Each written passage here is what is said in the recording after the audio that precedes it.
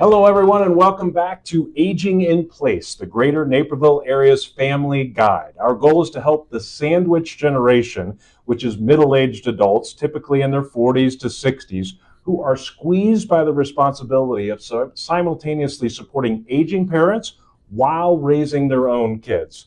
We want to help their parents age as gracefully as possible and reduce stress through education and community connection. It takes a village, folks, and there are a lot of great resources and ideas that we try to uncover through expert guests that know the local area very, very well. I am your host, Dan Drews, and with me is my co-host and sponsor, Mr. Brendan Roberts, the owner of Seniors Helping Seniors for the Greater Naperville area. And we want to thank one of our other supporters, the Naperville Area Chamber of Commerce, who is a great advocate for all businesses that support seniors in the Naperville area. Brennan, so good to see you again. How's everything at Seniors Helping Seniors? Well, it's great. We just got back from a great expo that was sponsored by Triad, which is a great organization of public and private partnerships of pulling together senior resources. So we had a great crowd coming through last night and today, kind of checking us out, some great conversations, seeing all the great resources. So,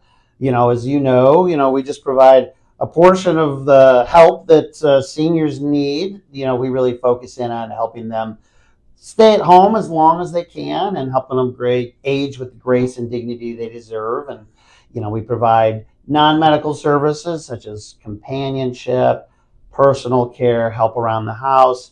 And we do it through this very unique intergenerational model where we look for very active, caring, mature seniors. So for us, when we go to an expo like that, I want to talk to people and I'm like, are you looking for care or do you want a job? We can talk to either one of them. We can help with both. Yeah. But it was great. As you know, one of the things we want to do is help connect our families and clients with the right resources in there. So there's a ton of great people there. But when you talk about resources for seniors, we have got the right person here today to talk. Brennan, you nailed it right on the head. And folks, we have got a fantastic show for you today. I'm super excited to tell you we're going to be focusing on one of the premier and leading organizations in the entire United States for retired people, the AARP. And to help us with that, we are joined today by an absolute expert on AARP, the Associate State Director for Advocacy and Outreach for AARP, Courtney Hedderman.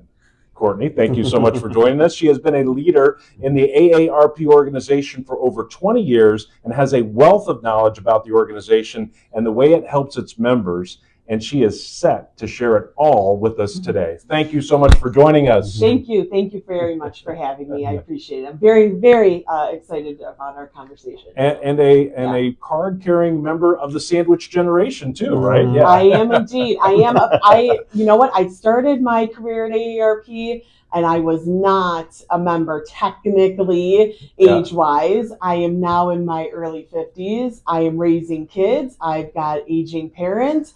And I am literally smack dab in the middle. So I know exactly where everybody else might be feeling too. Well, so this is great we're talking about all this. I think that's a fantastic story too, because from your tenure through AARP, like over those 20 plus years, you probably transitioned from viewing AARP from, someone in their younger years to now someone who really sees it as an advocating program for your parents, yourself, other people too. Courtney, as we're preparing for today's discussion, Brennan and I were learning a lot of surprising facts about the AARP and kind of its origin story. Why don't you start us with that, like a big picture view of AARP? Sure, absolutely. So we have an incredible story. So our founder, her name was Dr. Ethel Percy Andrus. She grew up in California and came to Chicago for school. And she was involved with the Hull House, which has an incredible story in itself, became an educator. And then she essentially had to move back to California to care for her aging parents. So became a caregiver. Was an incredible part of her professional life is she became the first ever woman principal in the state of California. So I think that's pretty cool for her professional life. And then what happened? She retired.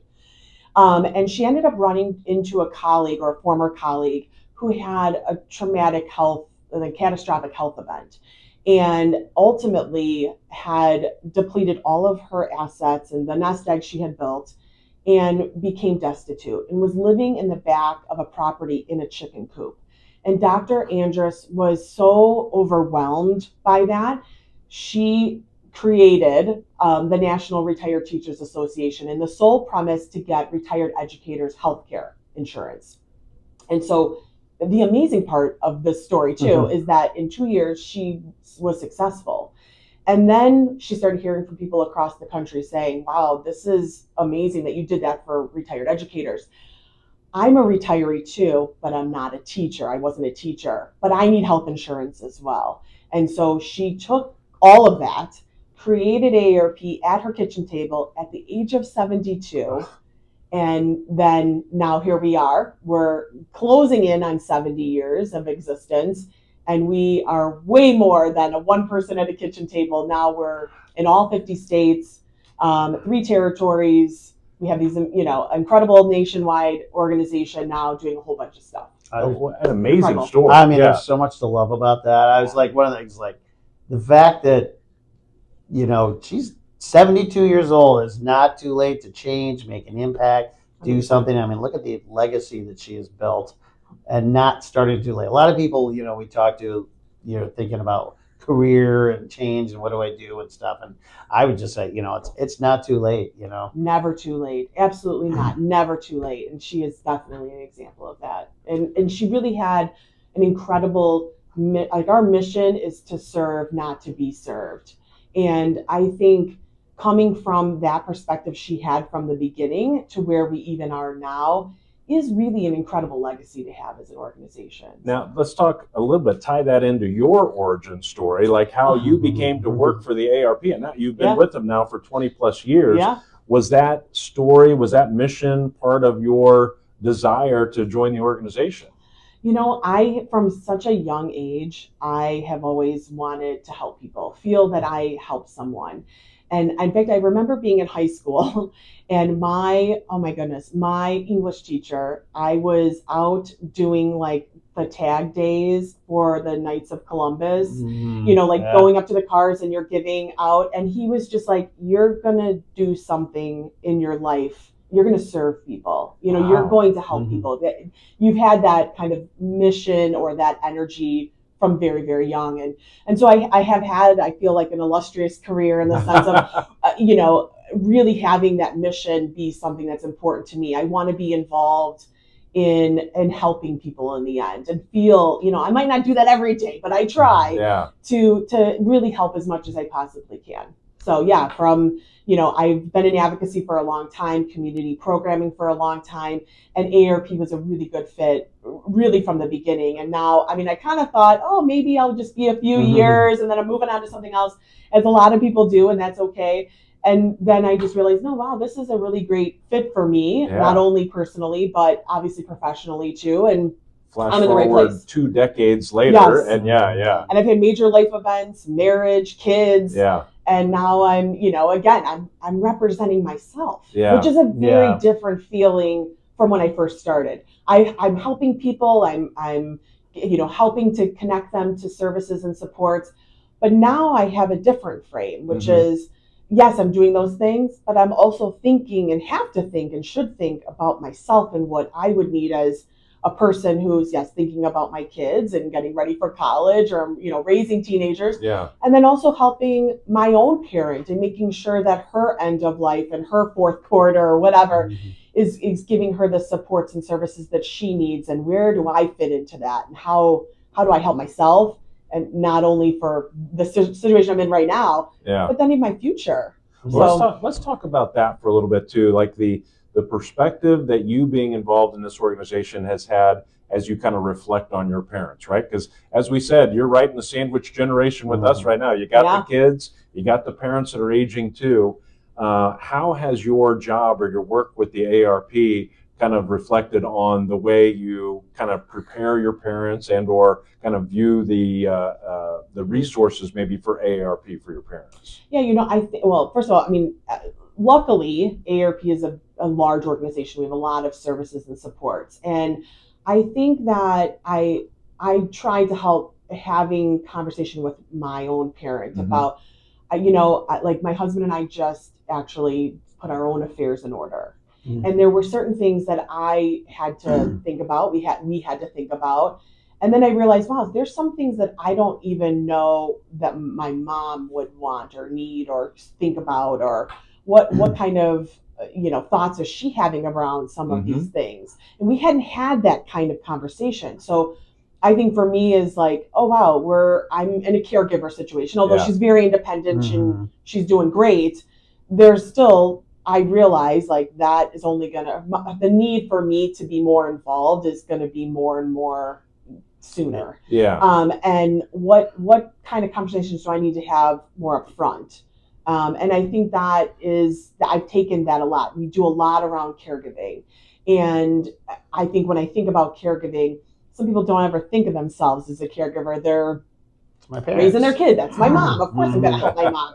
And then you're like, no, you are doing a lot. I'm going to help my mom to the doctor, or I'm going to, gosh, do I need to go and run and pick up her prescription? Or, why don't you come over for a meal? Because you haven't, been over for a little while. Or are you feeling a little isolated? She lives alone. So I am thinking about her social connections and making sure she's not just going to my kid's game, but she's really connecting not only with us as a family, but then what other connections does she need to make with her own peers and her own folks, so then she feels connected in this much, much larger way than just like with her family. Yeah, that's important, but there's other stuff, right? Very great point. We talked about this just in a previous episode with Keith Kiker of VestGen, and we talked a lot about, he's same as us, kind of the same boat, and we had talked about this idea of the 40-70 rule. I don't know if you've ever heard of that. It's a framework, right? So it's like you should,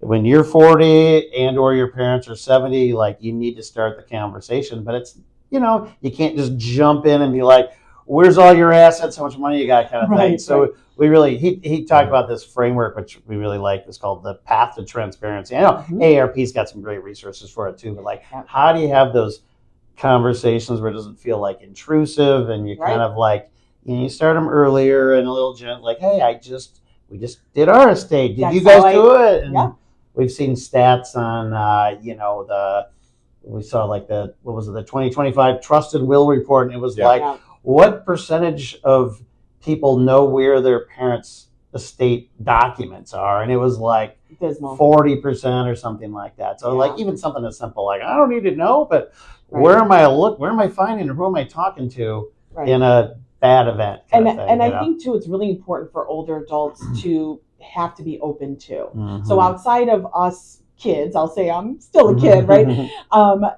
I need to be having those conversations with my parent, right?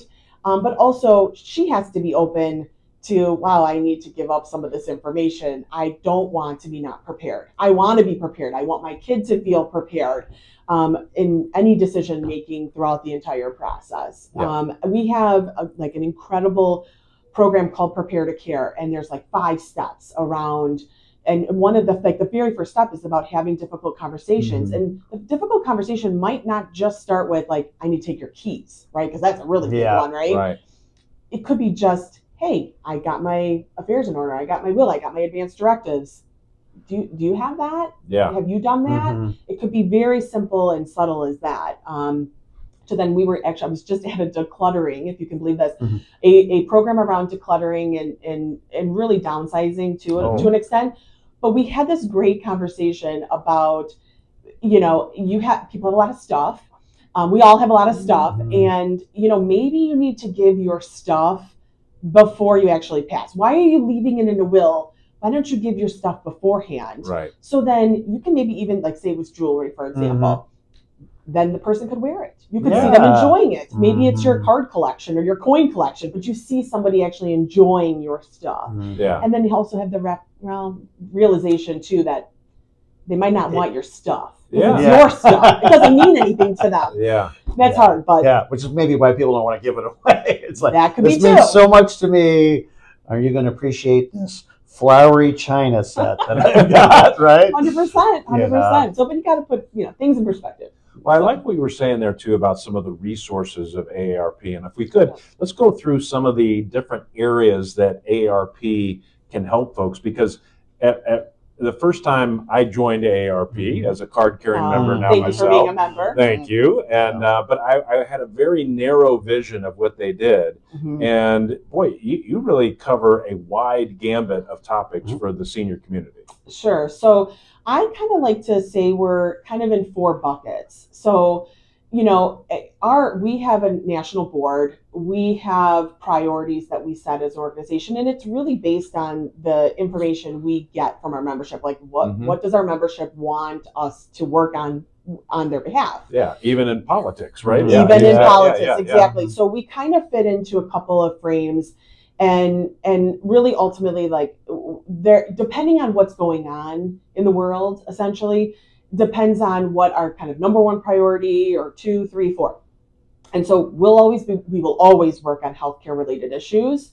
We will always work on financial security issues. Those are the bread and butter, right? Because you have people who are fixed incomes, you have people who are spending basically a tremendous amount of money or most of their money around healthcare coverage costs and just that whole piece. So our financial security and our healthcare are kind of almost hand in hand, and depending on what's going on, that bucket of priority might be healthcare one year and it might be financial security the next year. We work on utility issues. A lot of people don't actually know that, but those are very livability is a big piece. And so you think about pocketbook issues, and nothing ever goes down, right? I mean, we're talking about the cost of our utilities like gas and water and electric that never goes down, right? Inflation is not a negative number. It is never a negative number. And so we look at that. We also look at livability communities. You know, you want to age in place. We're talking about that, right? And there's an element of making sure that people are in a community that allows them to age in place. So they have supports and services so they can stay in their home as long as they possibly can. How is a community livable? Housing, transportation, all of those types of things. We work on that because that is what people want to live as long as they possibly can, be as healthy as they possibly can, have as much money as they possibly can, and be and live in the most respectful and dignified way. And that also depends on what's going on around their community and around, their actual physical space. So it's all kind of into that. I call it 4 buckets, but there's a lot of nuances within each bucket. Those are big buckets. Yes. Big buckets. So we go into advocacy, which is obviously you made reference to this. So we, our community, state, and national group that's where we're on the Hill in Washington. We are in state legislatures. We are, as a state office here in Illinois, we are representing our folks, our membership, but the general public and their families, that 50 plus in Springfield, in local, advocacy government areas. And at the same time, then we're doing community programming, because if in fact we have a piece of legislation that was just passed, people need to know about it. How is it going to affect them? And so we're doing a lot of community programming at the same time too, which is got to take that complicated material and issue, break it down so people understand how not only they can take advantage of those, supports and services, but also at the same time, wow, you're going to need supports and services. What do you need? And then here, take action. That's where the advocacy piece comes in. And I would assume by the size and scope of AARP, you probably have a good ear to bend when it comes to political advice or political nudging, if you will, in regards to policy. Because if I'm a senator and I know AARP wants to have a word with me, I think that probably should carry quite a bit of weight, I would think. Yeah, I mean, I would like to think so. I mean, we are a nonpartisan organization, so we're working with both sides of the aisle. Yeah. We do not have a political action committee. We do not endorse candidates and any elected official. But what we do is voter education. What we do is issue related things. And we have 38 million members across the country, and 1.7 of them live in Illinois. Wow. So I'd like to think that, okay, we have some people that we know what our membership is interested in. Maybe, yes, a candidate and or, that elected official should policy, not parties, right? Partisan, for sure. Nonpartisan things, yes. You're saying an anecdote early in AARP, we're tasked with chasing down Governor Blagojevich in the city. Something like that. Yes. Yeah. No, I mean, the best part is, and I like being in this space of nonpartisanship. Like, we are working with both sides of the aisle. It is wonderful to concentrate on issues. We live in a very polarized society right now, right? Not to get too political. Yeah. People are passionate on both sides. That's wonderful. There's a lot, I think, less in the middle. I think we are very, like I said, very polarized. So for AARP and me particularly, and what I do is I don't have to think in those terms. Mm-hmm. I get to concentrate on issues. What does an older adult and or their family member need to have a dignified life, to have to have supports and services, to have their health care, have their financial security, all of those things. It is a great position to be in instead of, having a referee in the middle. Yeah. Exactly. Well, and I know AARP too focuses on a lot of timely issues right now. And if we can go to the next slide too, one of the topics has really come up, a lot of fraud and scam alerts too. I know I talk to my parents about it all the time, of being careful what you click on and be thoughtful of what's real and what's not, and what's AI and what's not. Yeah. I'm glad to see that that's a focal point for AARP as well. Yeah, no, that is a major priority for us as an organization.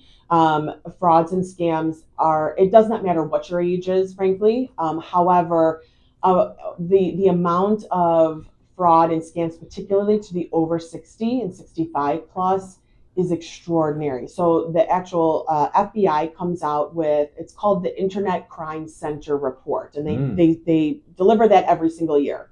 And in 2024, they had the amount of people that were being scammed, and that's what's reported. So let's just say that too. Not everything's always reported. And they reported it. But no, a lot of times they're embarrassed to tell you. 100%. Right? There's so much shame and embarrassment, which we want to debunk, because people should report. If hopefully they can get maybe money back, but they're also not only helping themselves, they're also helping then someone else too in reporting. So, but out of that report for 2025, there was 80% of people scammed, and billions of dollars was over the age of 60. And the amazing part, it just literally makes me want to cry. The largest around in just financial fraud, just so people are losing a tremendous amount of dollars, is around cryptocurrency. And it went from 2024, it went from like almost $4 billion lost to 2025, over $11 billion lost. So that is unbelievable. It really is. I mean, people throw around terms like unbelievable. That really is almost unbelievable. It is unbelievable. Yeah. And so last year was not the first time, but like for AARP Illinois, it was where we really dived into fraud advocacy. So yes, we want to talk about prevention tips and we want to make sure people are safe, but we really need to move into an advocacy. We need policies and procedures that help protect people. So we actually passed a bill, Senate Bill 2319. It was around cryptocurrency kiosks, which around 95% of those transactions at kiosks, which you can see at a grocery store, you can see at a gas station. They just look like regular ATMs. Yeah. 95% of those transactions at those kiosks are fraudulent. Oh my God! You are kidding me. It's incredible. I didn't know that. Yeah, it's insane. And so the cryptocurrency has not been regulated, and it was not regulated in our state. And those kiosks, those operators of those kiosks, there was no regulation at all. So that's what that now law sets up, is that regulation. And now there are states like state of Indiana is now looking. They actually just passed a ban on crypto kiosks. We have actually local advocacy efforts going on. Will County's looking at banning, kiosks in the county. So I think that there is this trend of taking what what we know is fraudulent activities and where it's taking place, and putting some parameters. And that's where the policy and the advocacy pieces come in. That's fascinating. 95% fraud. That's a pretty easy number, I would hope, putting in front of somebody. I think so. We do not need these around. No, for sure. And so anyway, AARP April 1st hard launched an effort called Becoming an Illinois Fraud Fighter, and it is all about getting those prevention tips, those alerts, what are the latest frauds and scams, so people feel informed as much as possible, and they can then spot a scam, hopefully before it ever takes place. Yeah. And then there's reporting measures. So then if in fact, heaven forbid they do, they then know how to then report and what they would need to know. And then hopefully eventually take action too. Like, hey, state senator, state rep, my congressional member, this bill is up in, for a vote. This would help me help our, citizens to protect ourselves against fraud. Like we have a measure in Washington right now around in fact, it wasn't that long ago. There was a couple in Aurora that they got caught in that grandparent scheme. You guys probably heard about the grandparent scheme. They thought their grandson was in a jail in Europe. Yeah. And for our listeners who don't know about it, walk them through what that scheme is real quick. So they got a call. Yeah. They got a telephone call, and they literally were hearing from a criminal who was indicating that their grandson, and they knew the grandson's name, and he was traveling in another country, and said that he had some sort of an event and is now jailed and needs bail money, and that they need to send that money immediately so he can get out of jail. Oh my God. And it is so, and I really want everyone to hear this and really understand this. We might be talking now and be like, how did they fall for that? But it's so very easy. The conversation, they literally know take enough you detail that you really think it's real. And there's so many other ways to do that. They do that online now. They do that in a phone call. People text messaging, which is a whole other thing. There's so much in that AI piece too, which you made reference. They're so sophisticated, and it can be so easy to fall for it. And so they did, and they ended up taking out retirement. They took out money from their retirement savings. So here's what then happened. They took out money, they wired the money, so they lost that money. So that's already a problem. But then what happened is they got a tax bill from the IRS because they took out that money and it wasn't so now it's taxable. So we have legislation pending in Congress right now around if you have a fraudulent activity that happens to you, and you've now, you've done the steps of reporting, so they know it's fraudulent.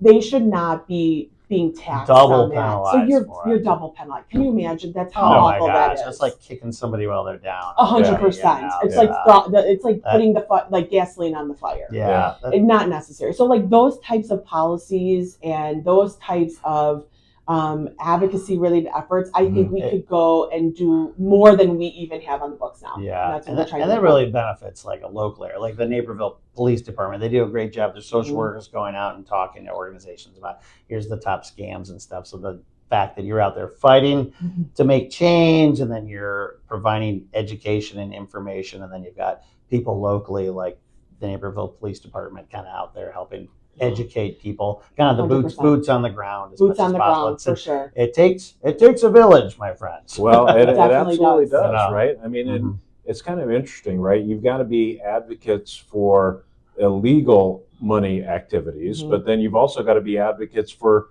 actual money and life planning. And I know AARP does a lot of that too. I mean, there's a lot of fraud and scams, but in addition to that, AARP focuses a lot on what you can do to kind of manage your life and be thoughtful of where the next 5 or 10 years are going to take you.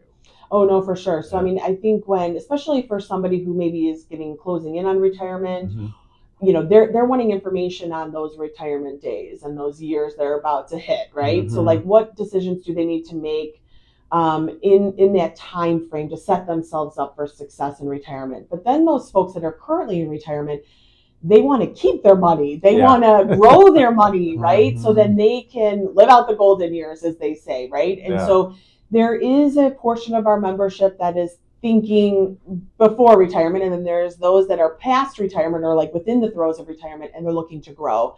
And so you put all that together, it comes down to making sure that Social Security is solvent, making sure that financial regulations are sound, so then people are in a position of making sure there is retirement savings and that it is protected, that it is growing, is all of those things. So again, people have what they need when they need it. And I think it's been great too. like I've been impressed since becoming an AARP member myself.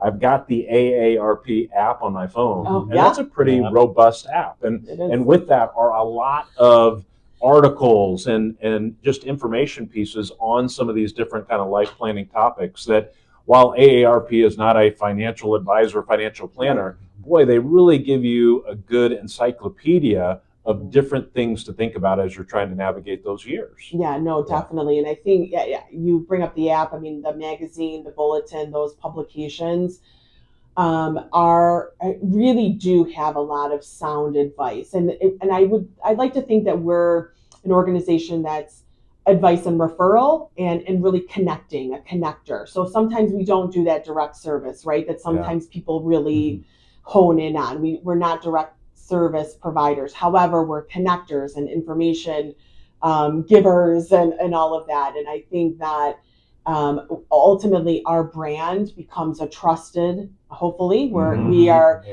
a trusted friend and then a fierce defender. That's a nice way. So, And I think you also, you enable and educate some of those people like us that are doing direct connections to be better service to seniors and help them out. Right, exactly. So then when a member is calling and saying, hey, I'm looking for this or I'm looking for that, that's when we're able to, hey, come, we know exactly where you should go. We know exactly what you should be doing. You should be going to seniors, helping seniors, like that kind of stuff. So, Well, in addition to a lot of common questions and common referrals too, I also appreciate the fact that AARP reflects on some kind of uncommon conversations. Like one of the next slides talks about the way that families really support being caregivers. And I don't think, I think a lot of people have the perception that as people age, they, just miraculously have this ability to live in their house or they just go someplace else,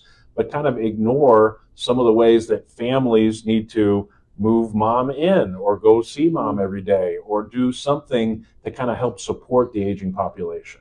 No, definitely. So here's a few little stats. So in Illinois, we have 2.2 million unpaid family caregivers. Wow. So meaning they are not individual, they are family. They might actually, again, be a trusted friend. They are not paid. They are not working for an agency, nothing like that. So they are an unpaid family caregiver. That's how we define them. 2.2 million in our state. And that's amazing. They are providing, ready for this? They are providing almost $22 billion worth of care. Yeah. Unbelievable. So if you then extrapolate that out, you have, they're literally saving our healthcare system a tremendous amount of money in this kind of situation. However, you have family caregivers that are drowning every day. It is a thankless job. They are doing tremendous amount of things. They are helping their person day in and day out. They are helping with wound care. They're helping with medication management. They're helping with daily tasks, cooking, taking transportation, all of these things. And they really sometimes become almost more unwell than the person they're caring for. And I'm sure everybody's heard a story like that, or they know somebody in that situation.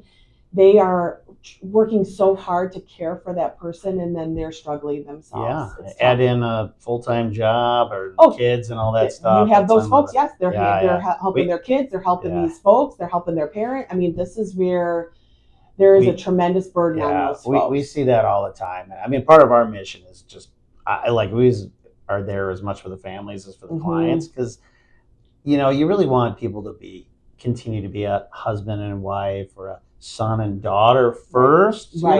It's a blessing that people have the support network that can provide that. They don't always, which is where we can come in to help. But when we come in, I just see it as much as anything. We're helping the family as much as that, because you're right. It's just the levels of stress, and you can stretch at both ends, and you're just life happiness and health, and it just impacts everything when you're giving so much to somebody else. 100%. And let's face it, sometimes, right? We love mom and dad, but we don't always see eye to eye with mom and dad, right? And so there's this family dynamic that's probably exacerbated many times by having to care for someone in that situation too. So Right. I think you're right, Brendan, when you talk about the way that seniors helping seniors or other organizations and the AARP can shine a light on this segment of the population that is, like as you said,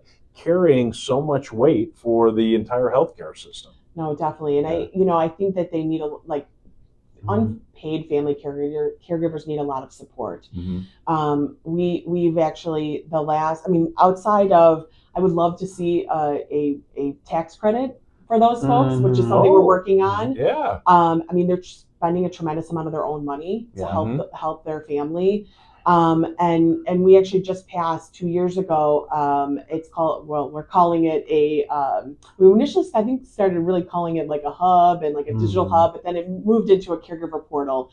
And it's really about, the person who's in the hospital with their mom or their dad or their uncle or aunt or whoever, family member, and they're finding out, your person's getting discharged from the hospital in 3 days, and they have to make major decisions.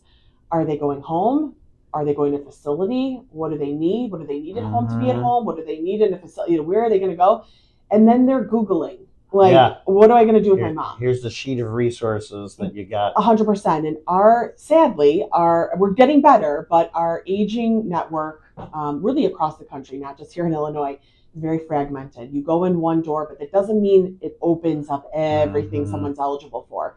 And so we're hoping that the caregiver portal it's obviously a resource that will be initially for caregivers, obviously, because they're going to not just have to Google, like, what should I do for my mom? They're going to be able to then access a whole host of information and resources in multiple situations and scenarios. Like maybe they need home delivered meals, but they need adult day, they need transportation, they need all these other things, instead of, okay, I've gone here and then I don't even know about anything else. Because what do you don't know what you don't know. And you don't know what you need until you're in it and you're like, I really need this. Well, I'd say, Brendan, it kind of relays back to what you were talking about. The expo sponsored by the Triad organization here in Naperville was an excellent way to kind of get this broad view of all the services available. It is. It kind of opens your eyes to like, I didn't know that, or I didn't know there was a service for that. And there if you think there's a need, there's probably somebody out there helping to solve it. You just got to find them. And like you said, it's fragmented. There's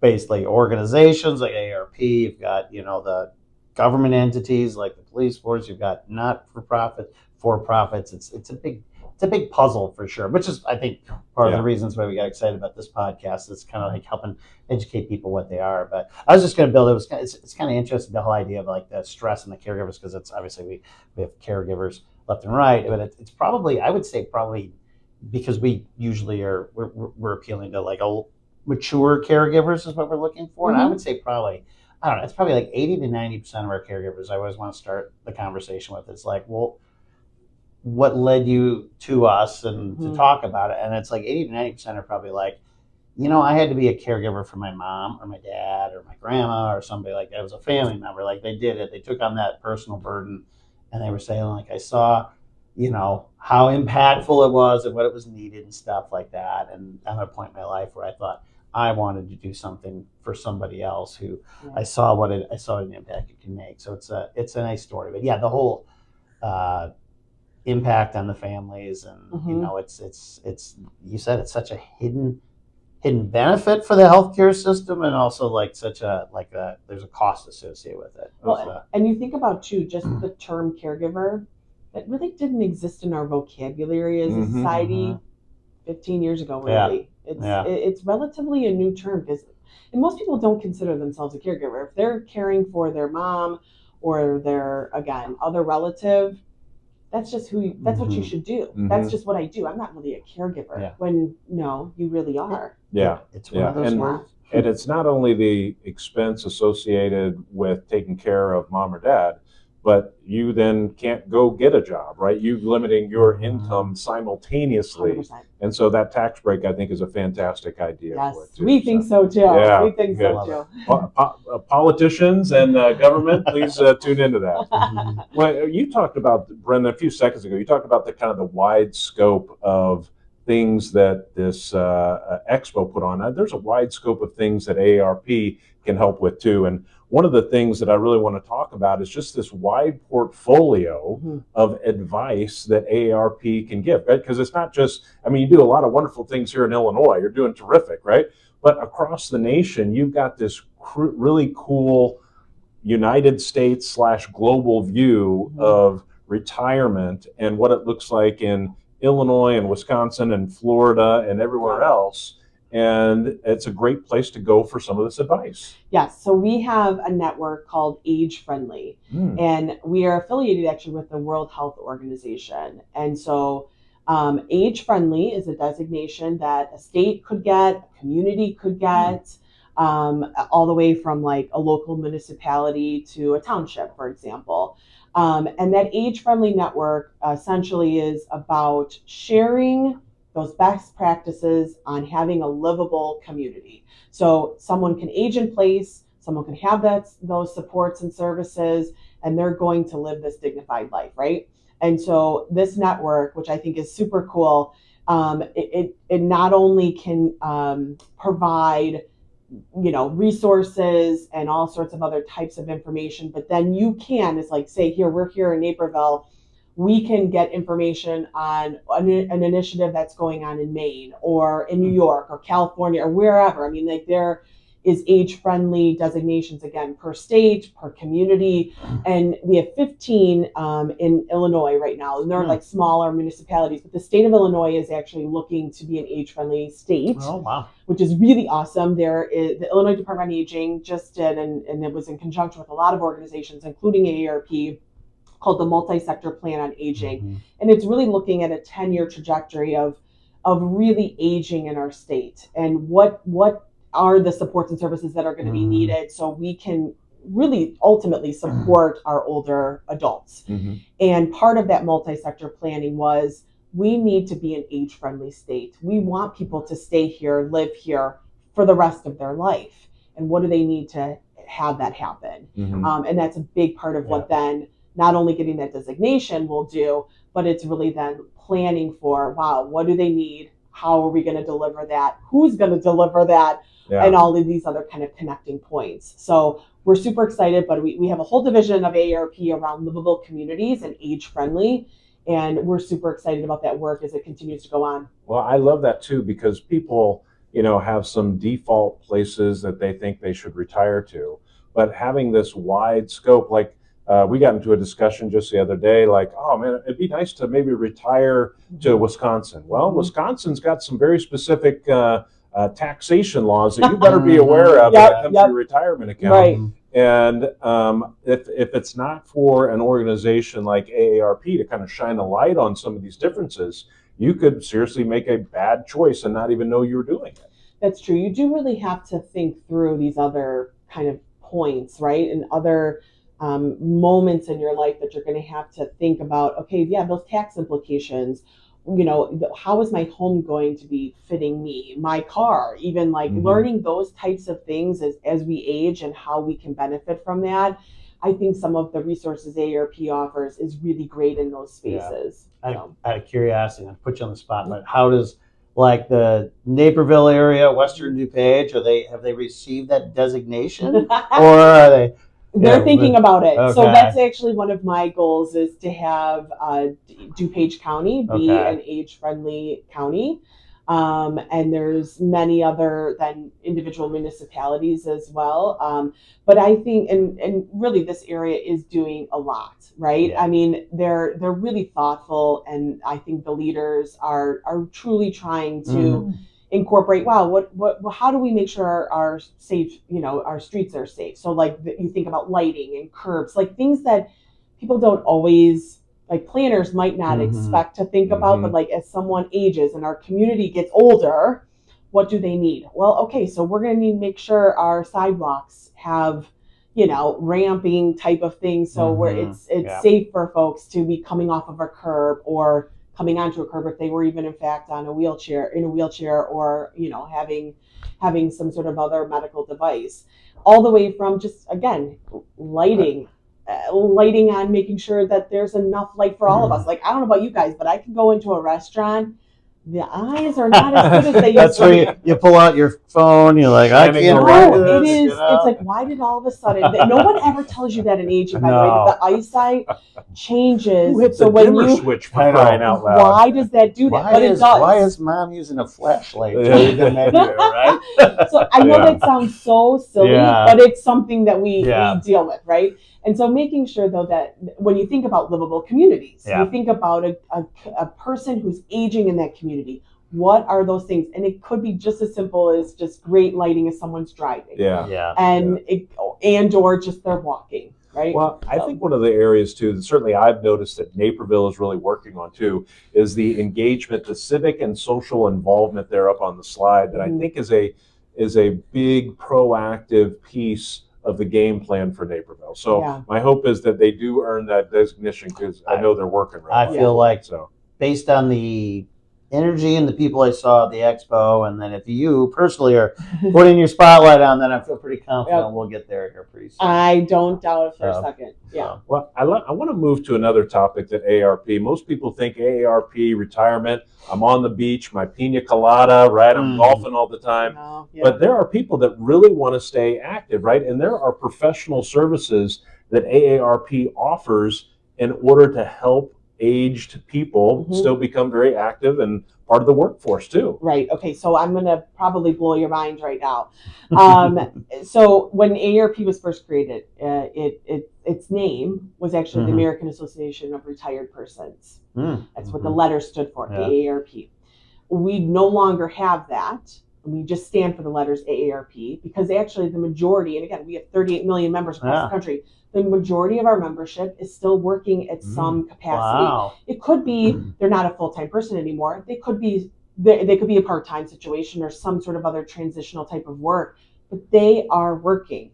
And there are so many folks that are certainly over the age of 50 that either A, want to work because they love it. They love what they're doing, or they're reimagining their work and they're reimagining their career. Maybe they work 30 years in an X thing and they are now dreaming something new. They have a new dream and they started their own business.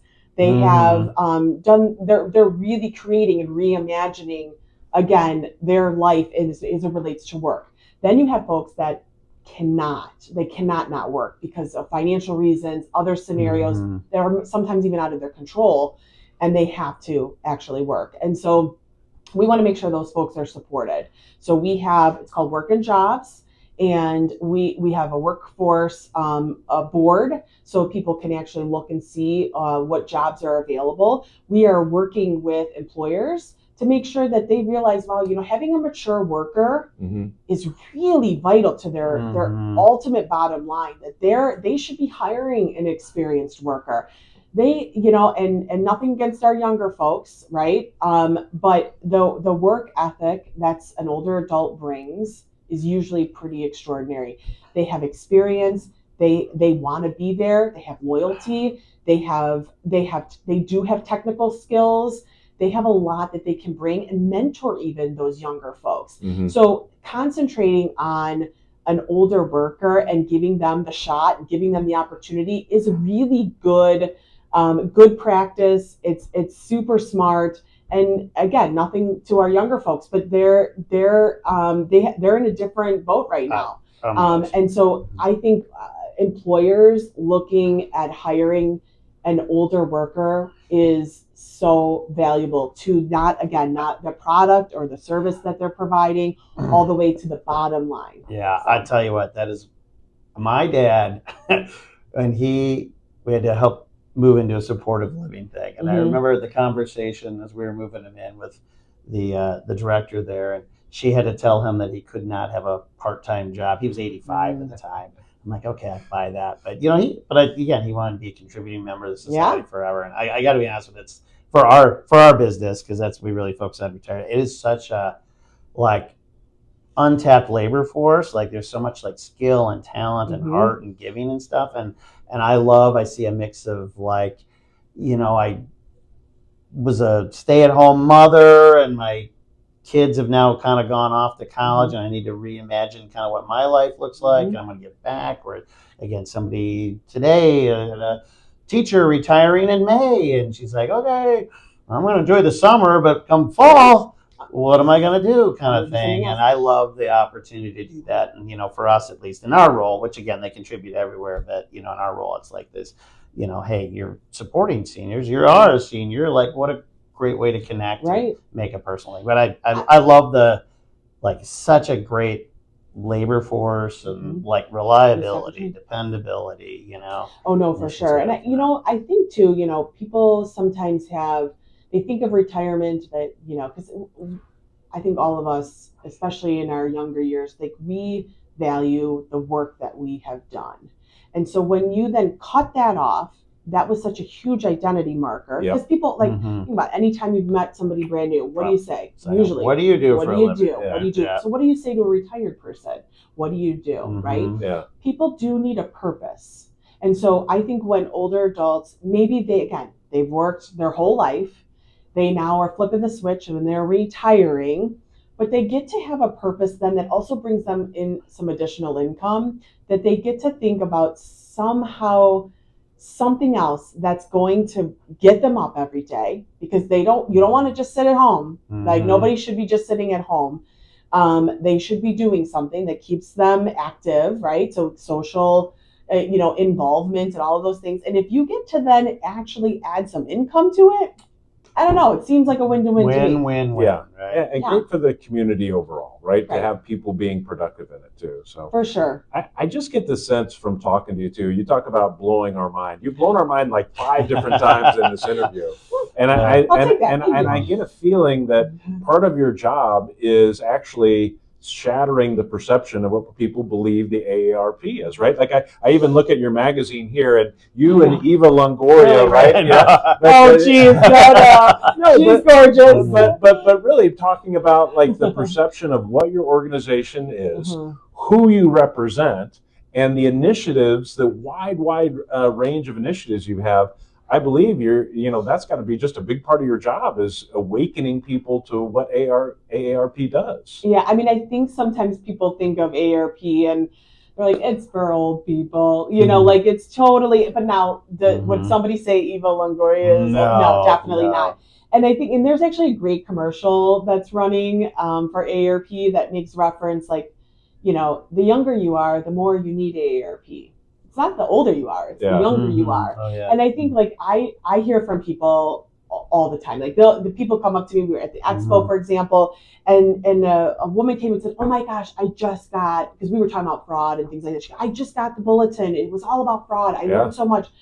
She's like, I read those publications cover to cover. And I've been a member since I was 50. And she was somebody who was in her 80s now.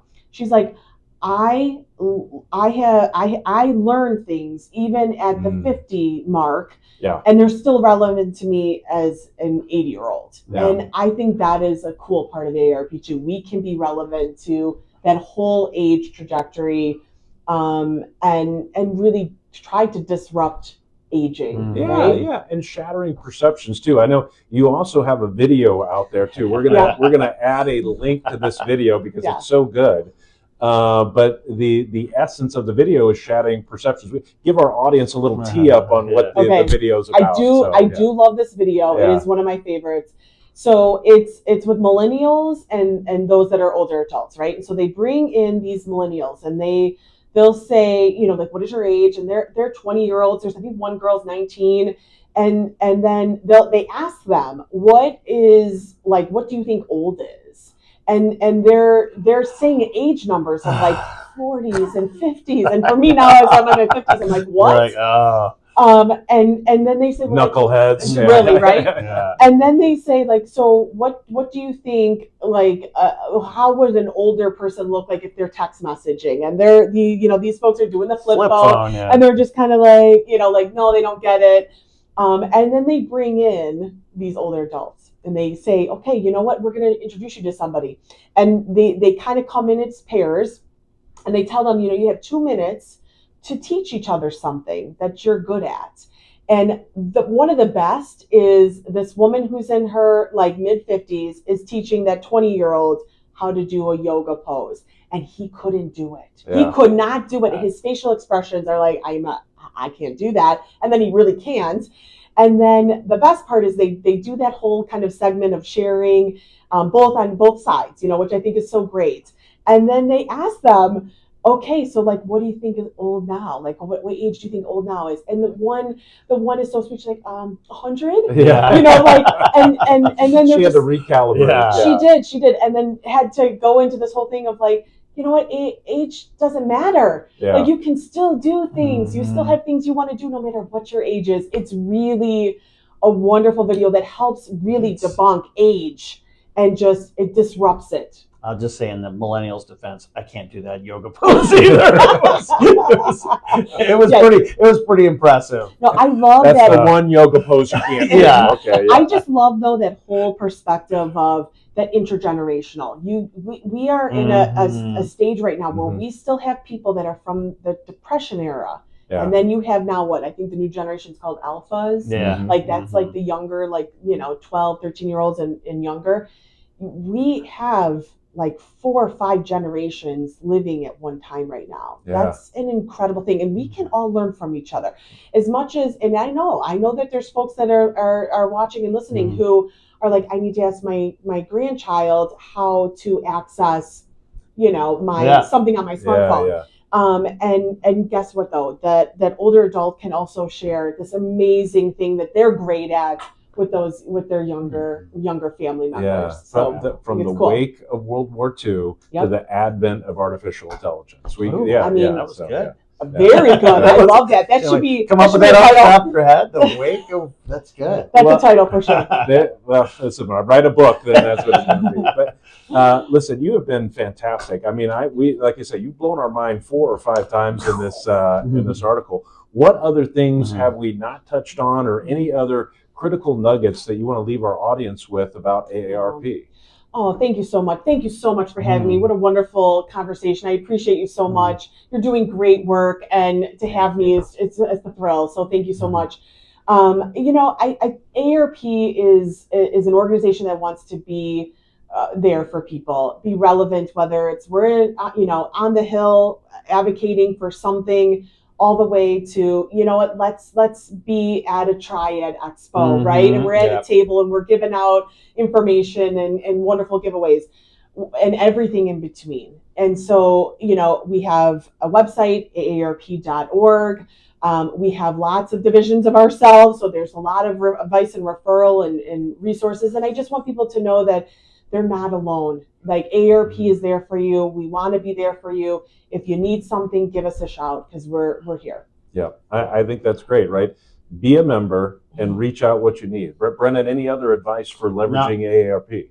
Well, no, I mean, it's amazing the breadth of resources that are out there. And to be honest with you, it's so much of it that you don't see in a database. Like, to know that you guys are out there fighting for seniors and doing the good fight is very reassuring. And I hope you said this, because sometimes I know no matter the job, you might get caught up in the the mundane or paperwork and all that kind of stuff. So I hope the opportunities to realize like the purpose and meaning and what good you're doing in the world certainly are much more prevalent than kind of the grind of all that kind of stuff, because you guys are doing amazing work, and we and the communities all appreciate it. Oh, thank you so very much. Well, thank you, Courtney.